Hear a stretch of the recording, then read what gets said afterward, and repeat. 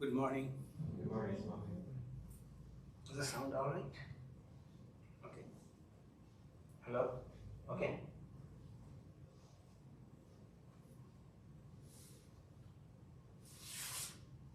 Okay, let's chant together.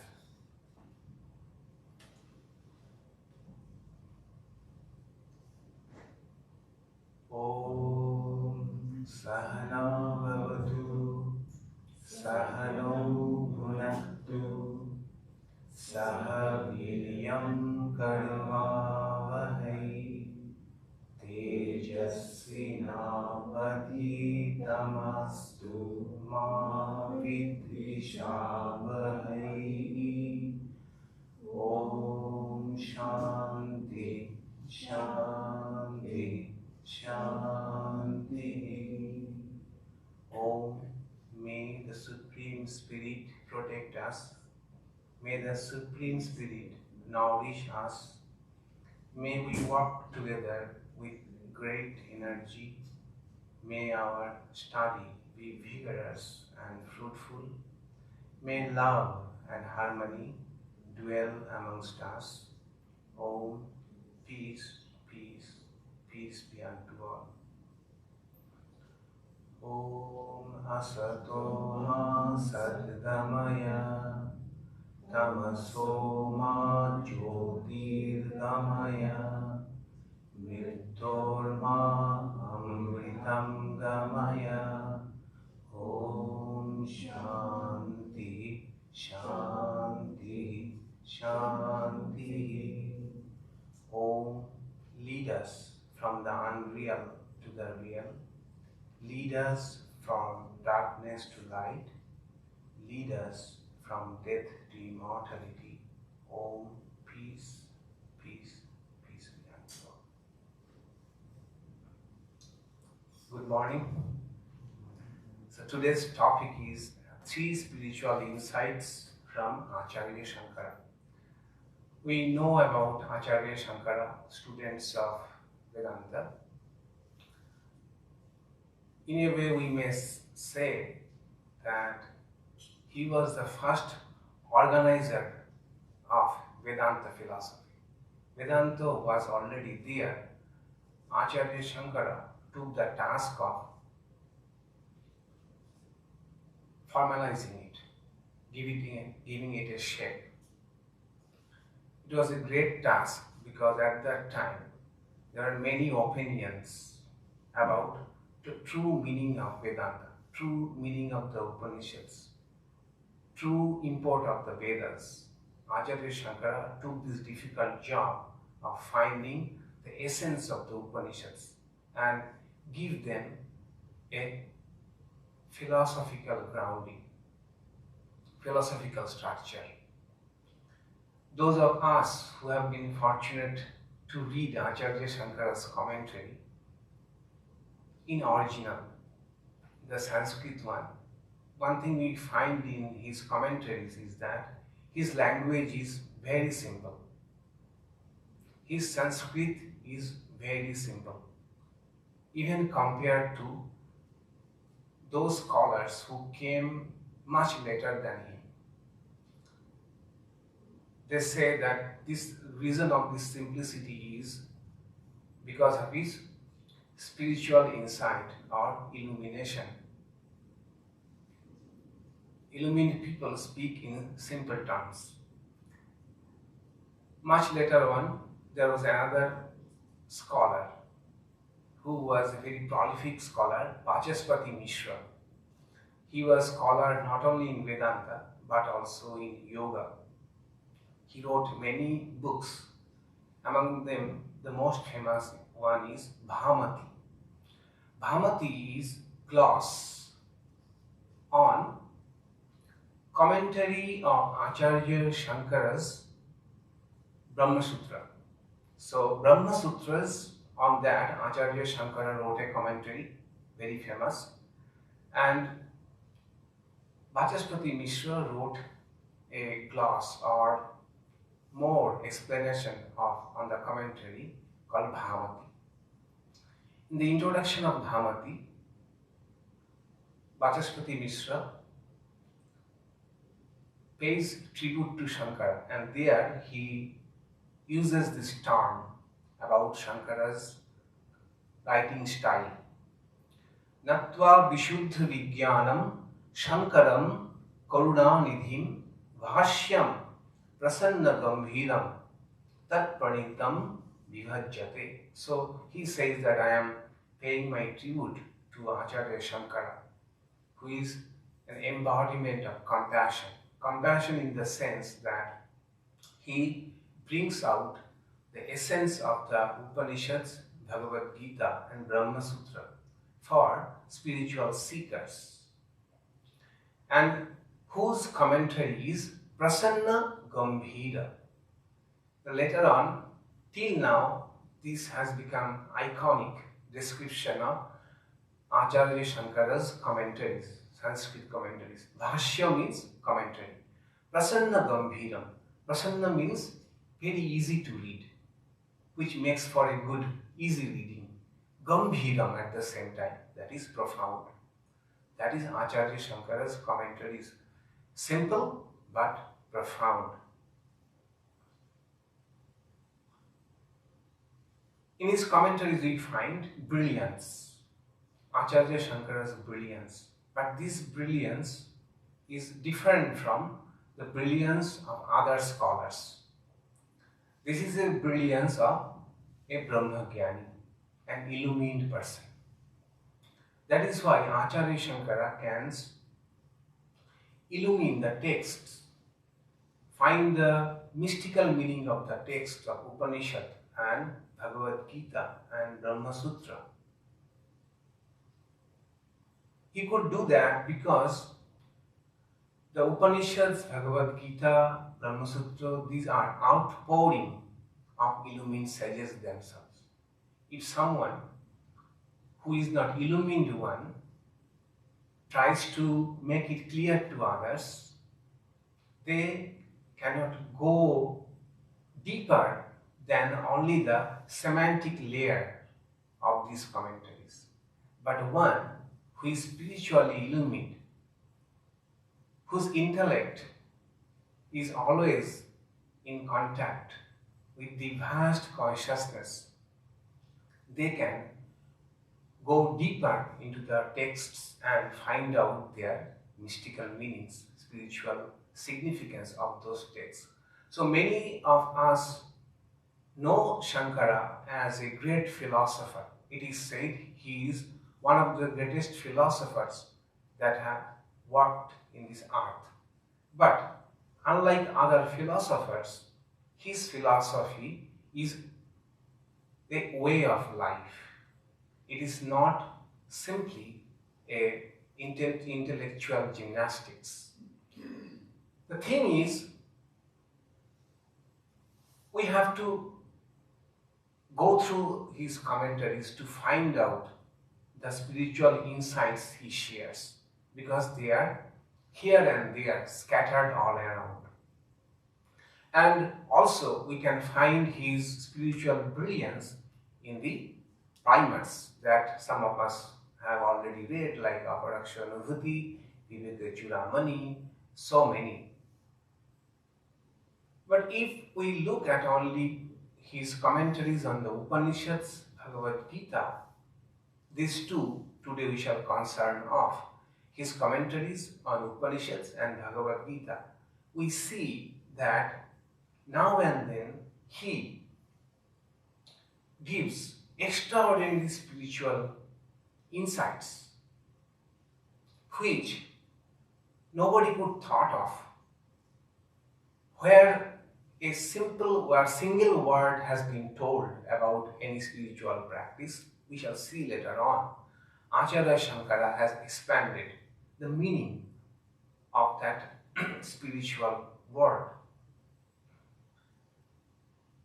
So his whole concentration was not only to establish Advaita Vedanta, non-dualism, in solid logical foundation, but also help sincere spiritual seekers in the path of Jnana Yoga to make this non-dualism a way of life. So today we shall see that Acharya Shankara speaks about three needs of a spiritual seeker. Three needs of a spiritual seeker in the path of Jnana Yoga. These insights are not located at one place. That can be, they are scattered in different places. So we shall see, just called them together, some of them, and try to get a picture of that. First is need for a teacher. In the path of Jnana Yoga, Acharya Shankara says, an aspirant for Atma Jnana or self-realization, one needs a teacher. And we see that from the life of Acharya Shankara, he himself went to a teacher called Govindapada. All the way from Kerala, which is southern part of India, he walked all the way to mid-India, central India, at the bank of river Narmada. There is a cave where lived Govindapada. Fortunately, I saw that cave. That river Narmada, a wonderful place. It is a place only for the spiritual seekers. All around there are monasteries and huts, kutiyas and temples. And there is a cave just on Narmada river, a cave which is still preserved today, where lived Govindapada. And Acharya Shankara, all the way, at a very early age, walked all the way to meet his Guru Govindapada.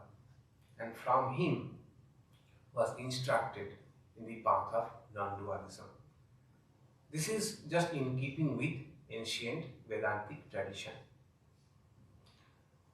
So we see this, the emphasis on the need of a teacher in Shankara's works. One is Mundaka Upanishad, his commentary on Mundaka Upanishad.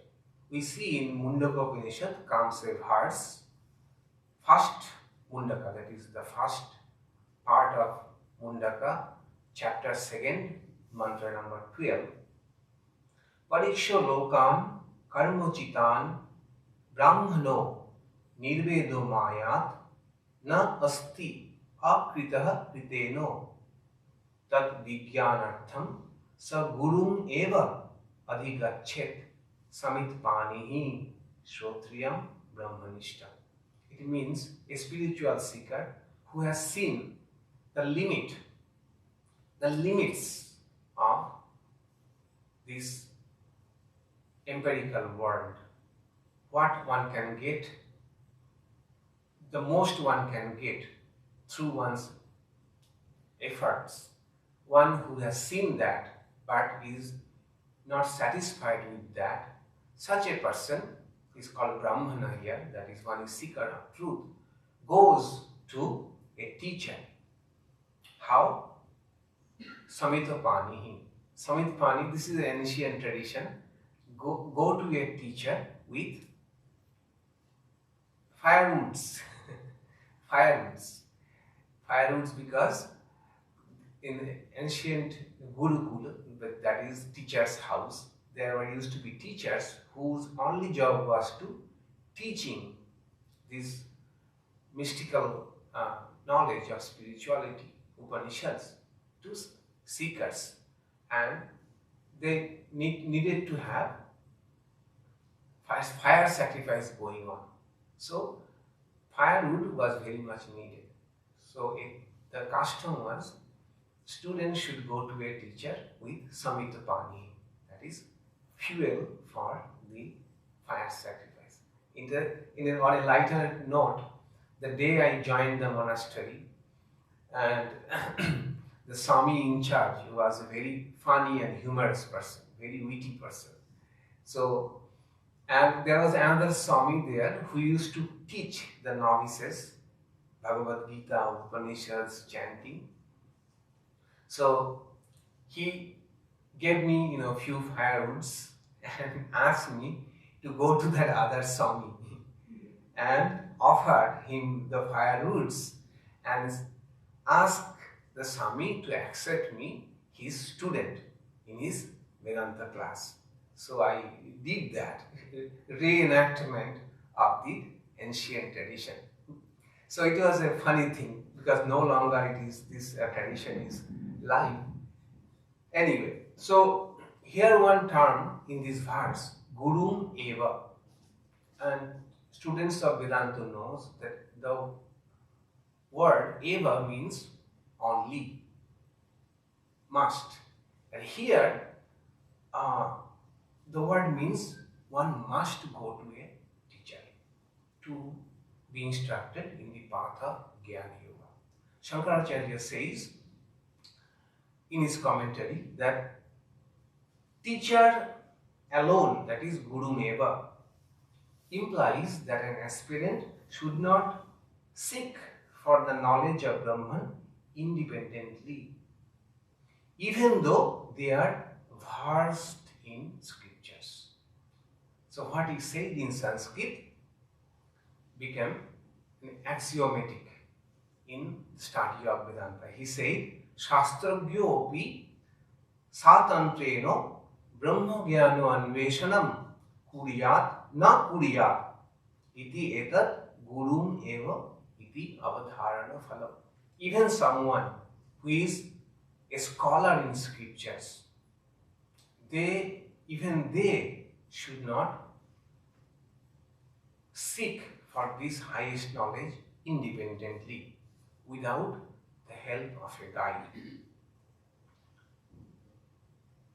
We like to do things ourselves, especially in this country. Do it yourself. That is very good thing. We learn, we challenge ourselves, we expand ourselves, we broaden our horizon.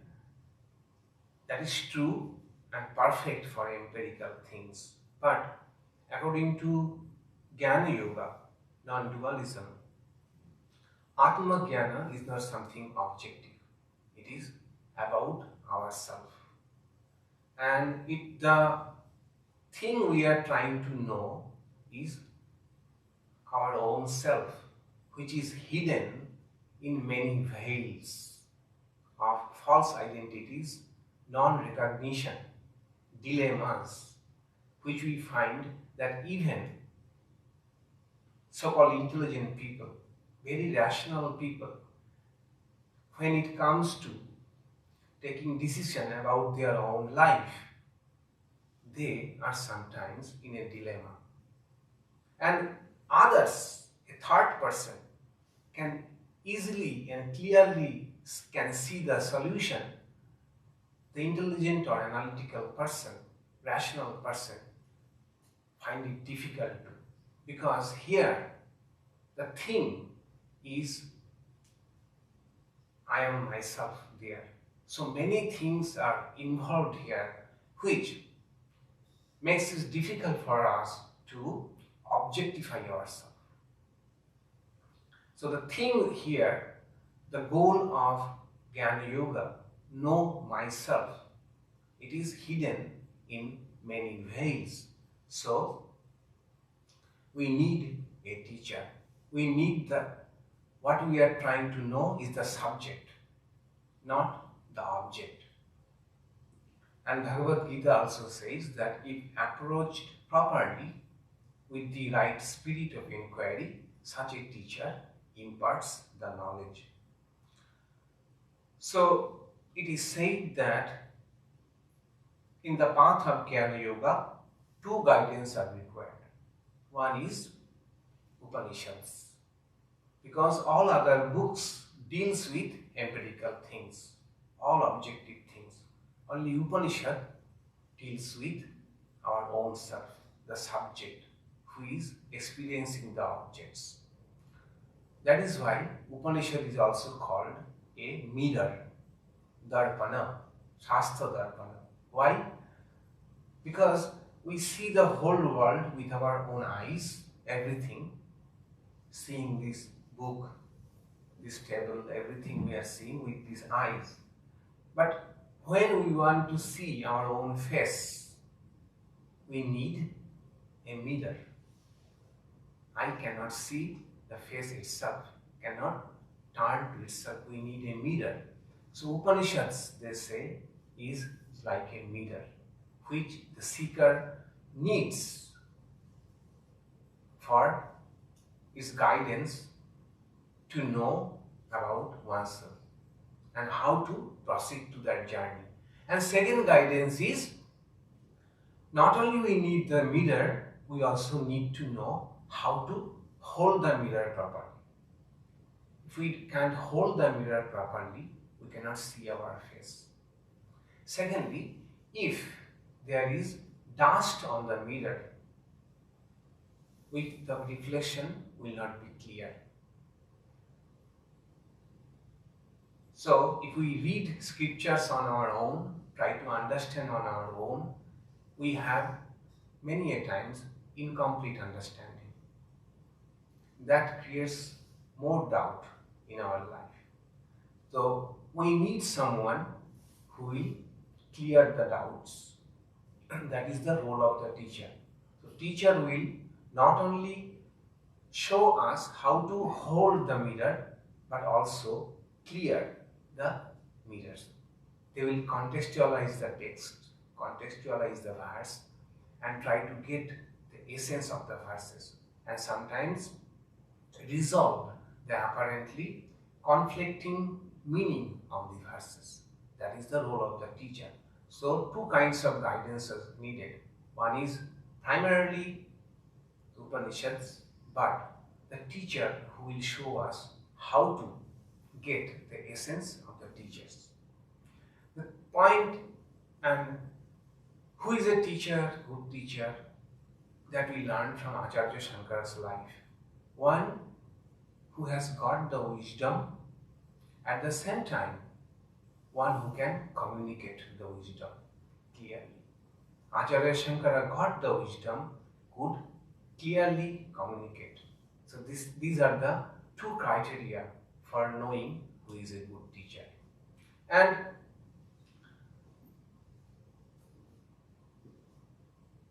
there is another thing about good teacher. That is, we find in Acharya Shankara's insight.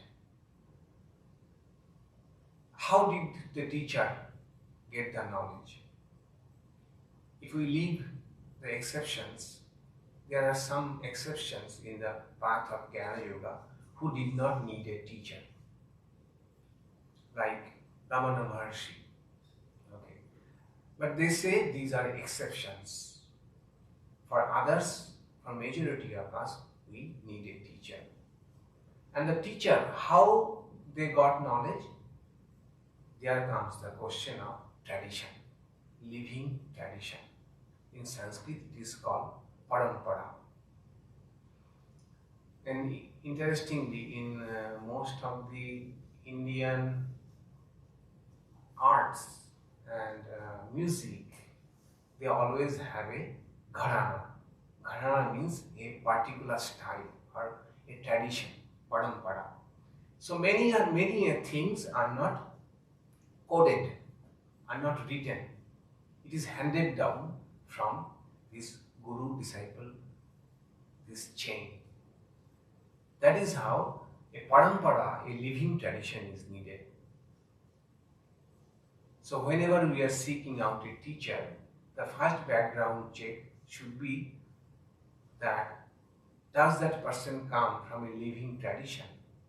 A tradition which has produced already many saints, many sages. Okay, just like when we want to purchase something from Amazon, we want to see how many people have given 5-star ratings to a product. Similarly, how many illumined people this tradition has produced.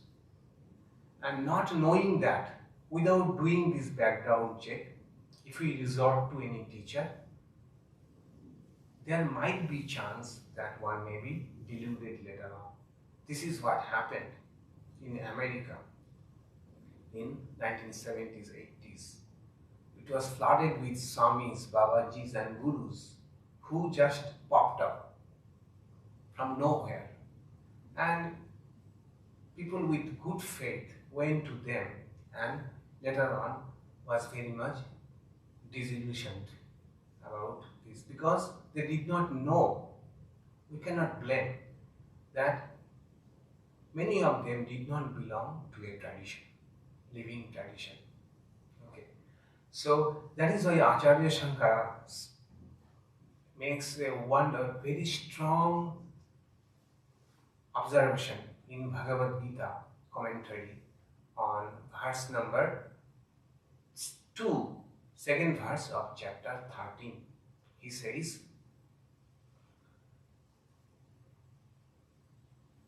even if someone is very well versed in scripture and also can explain it, expound it very efficiently, fluently, but if that person does not belong to a living tradition, ignore that person to be an ignorant. He says, Tasmad asampradayovid sarva shastravid api murkhavat eva upakshaniyaha. Sarva shastravid, one who is versed in all scriptures and also can expound very well. But if they does not belong to a living tradition, you can safely ignore that person as an ignorant.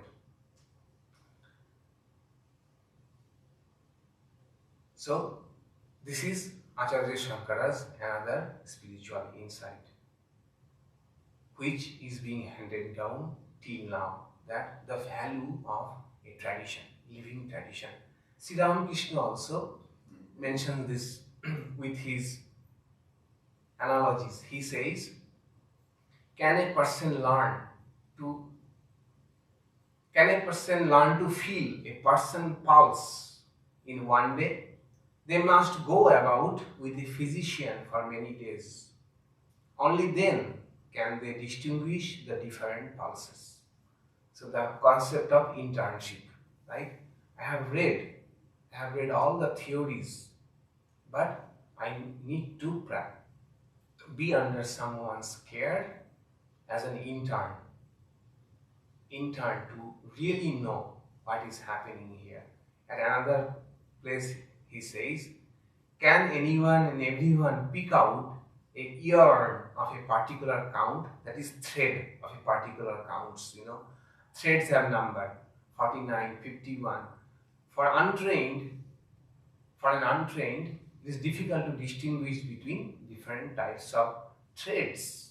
But if one has been trained under a teacher, they can then easily distinguish between the different similar looking threads.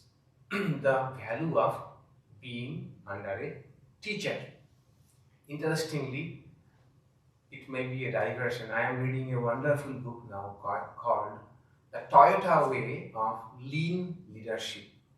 It's a much acclaimed book.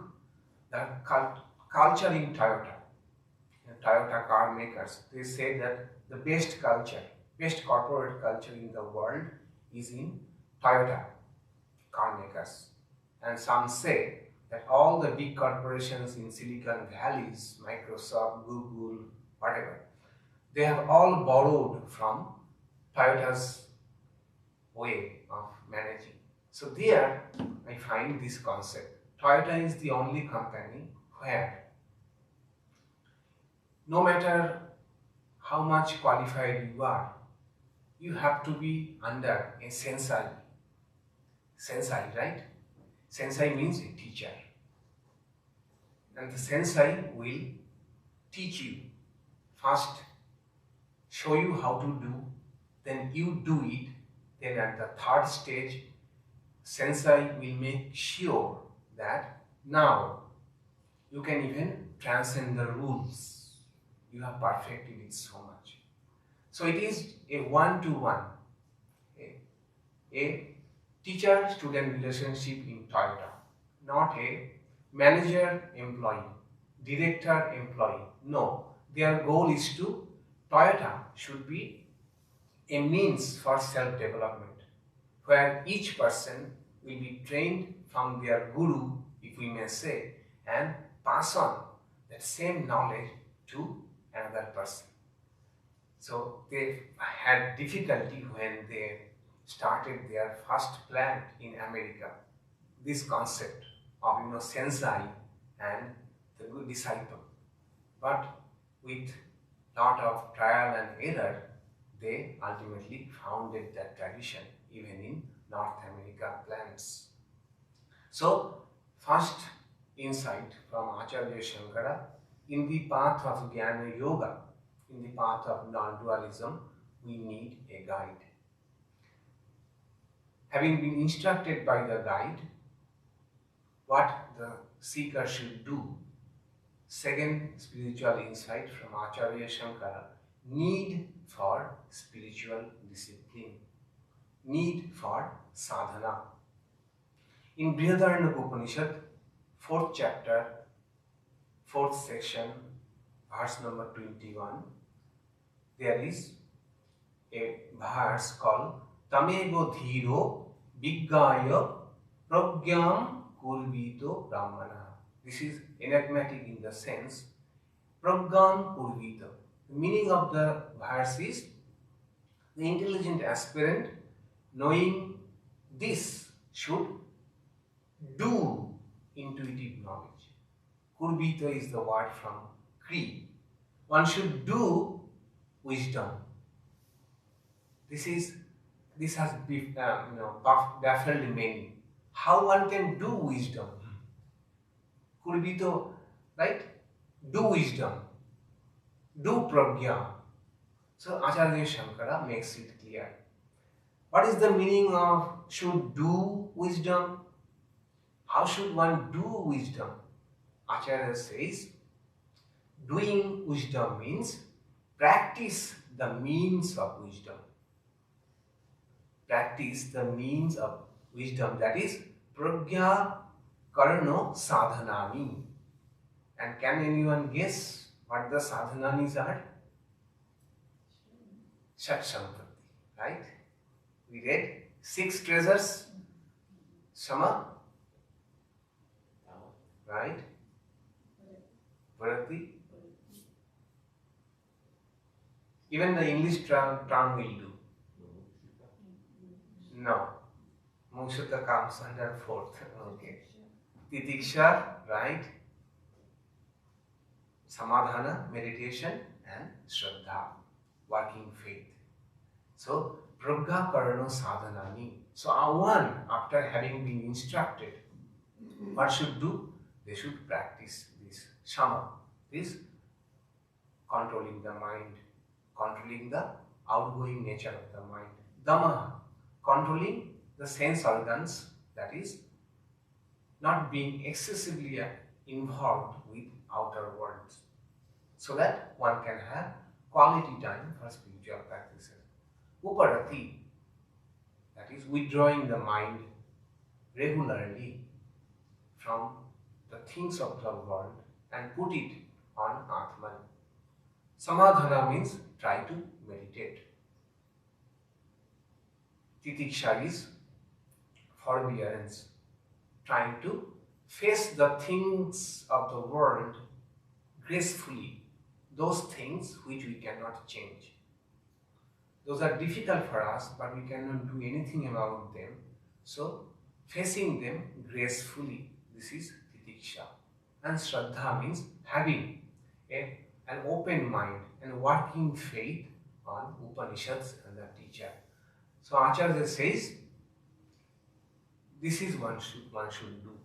Doing wisdom means practicing these spiritual disciplines.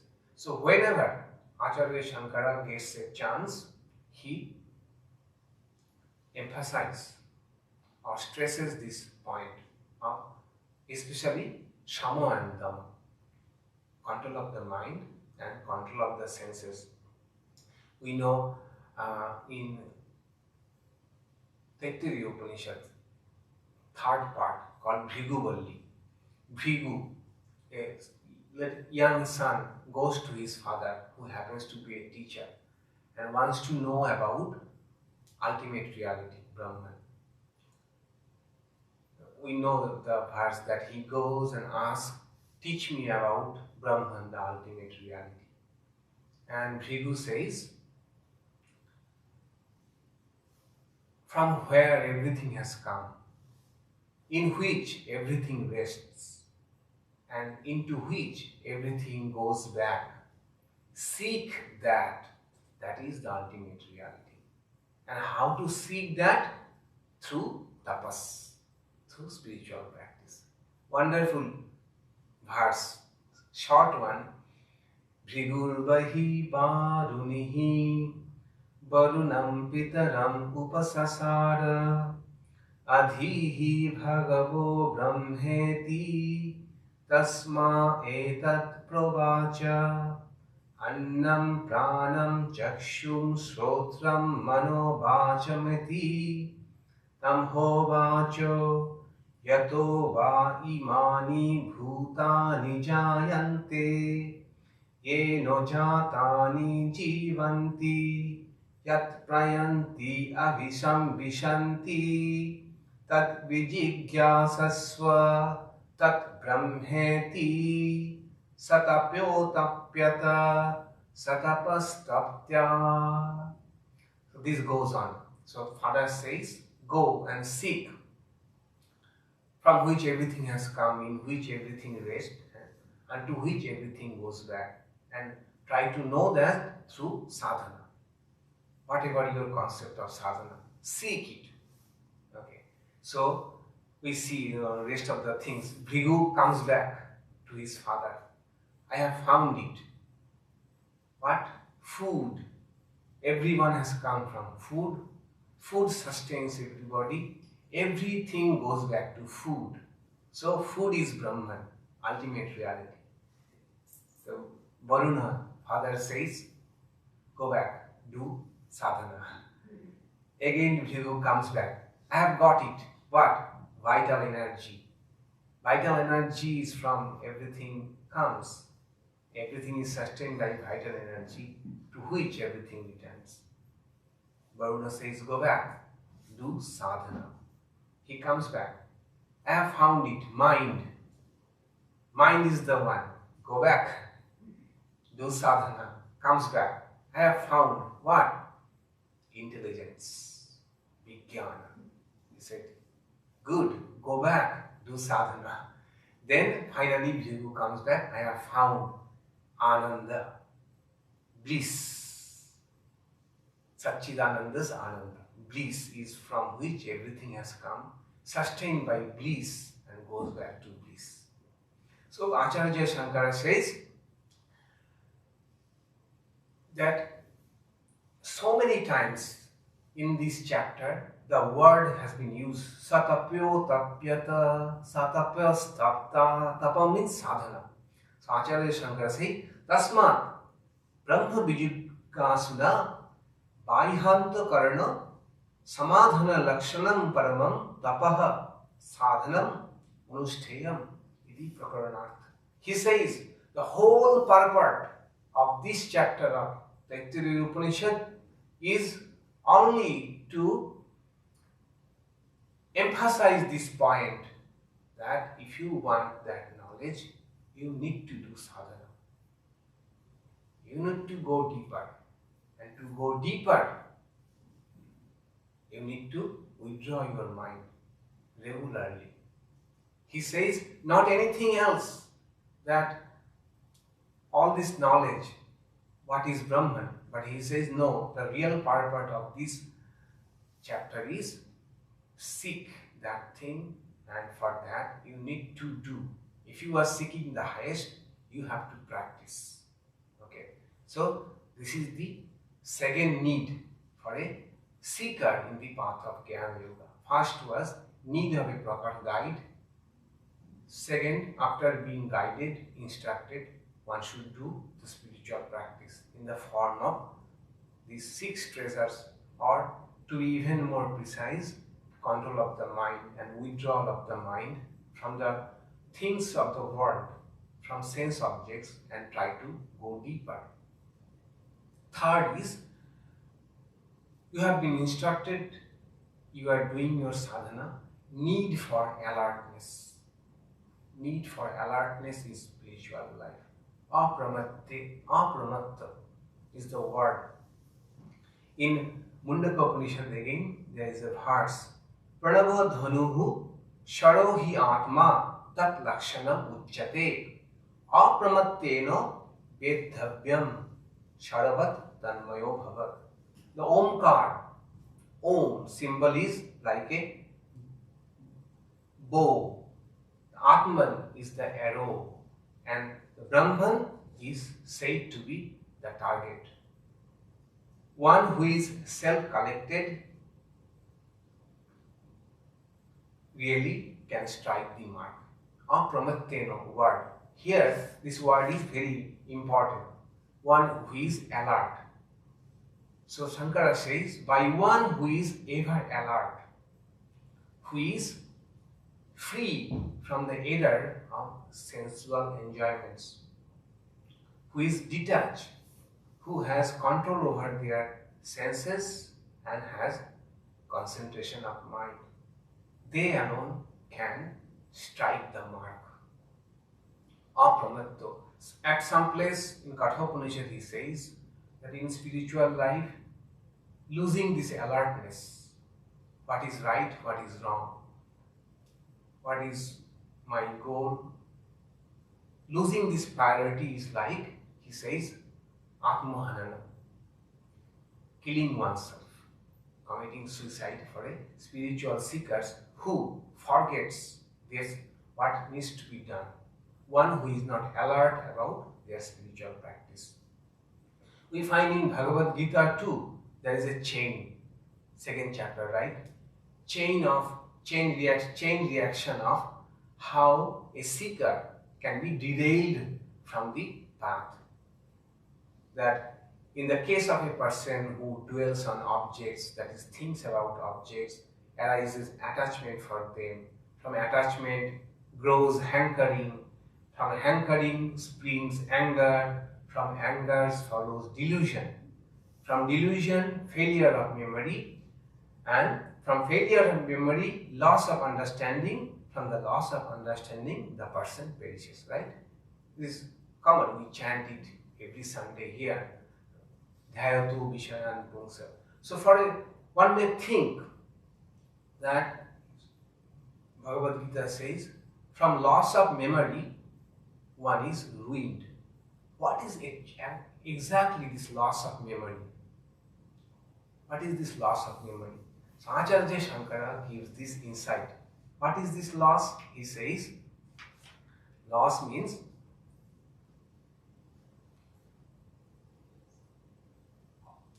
loss is of the memory which was created by impressions of all the teachings, all the values that we learned from the Upanishads.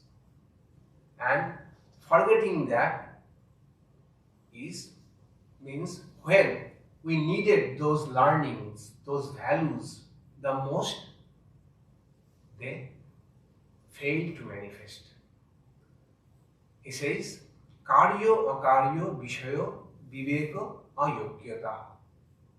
What we should do, what we should not do. When this happens, if we go down the step of, thinking about something deeply, an object, then having hankering for them, and then we forget that what we learned.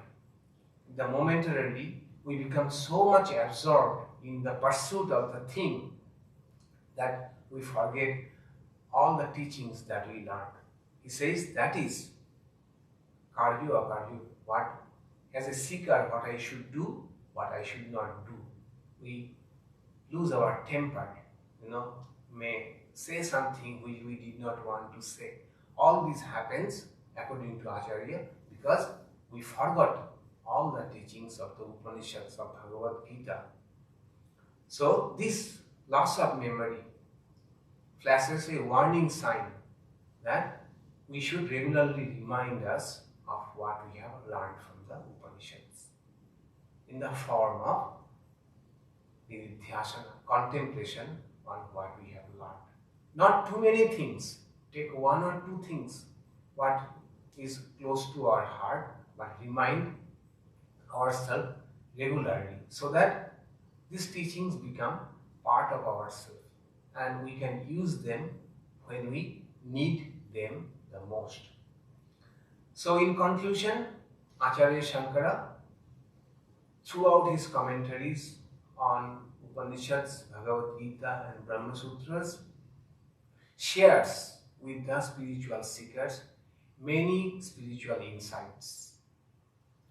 And just today we saw his insights on three needs of a spiritual seeker: need of a teacher, need for spiritual practice, and need to be ever alert. And Acharya Shankara shows us that in Vedanta, realization or illumination and metaphysics are not divorced from each other. They are inseparable because this is a way of life. And in Acharya Shankara, we see these two aspects beautifully blended. As a philosopher sage, not only he is providing highest philosophy, but he is also showing us the spiritual insights, sharing with us the spiritual insights that will help us in our seeking that ultimate reality. So today I shall conclude with a verse dedicated to Acharya Shankara. Our salutations to the Guru-disciple lineage, which started with Shiva and went through the medium of Adi Shankaracharya, and which is still continuing to my immediate teacher. Sada Shiva Samarambham Shankaracharya Madhyamam Asmat Acharya Paryamtam Bande Guru Parampara.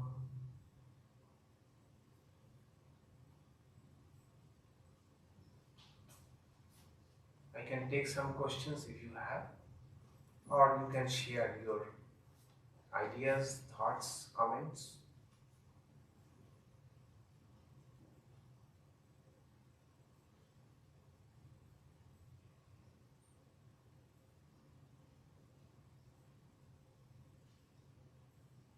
Was it relatable, what I was trying to say?